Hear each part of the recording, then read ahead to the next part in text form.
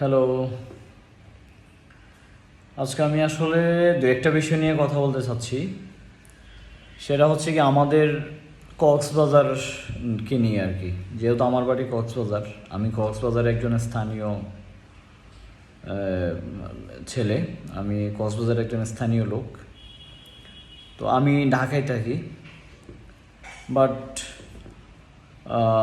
কক্সবাজার যেহেতু আমার জন্মস্থান, আমি যেহেতু কক্সবাজারেরই এলাকার লোক, আমার কক্সবাজারের মধ্যে যদি কোনো কিছু হয় এটা আমার খুব খারাপ লাগে।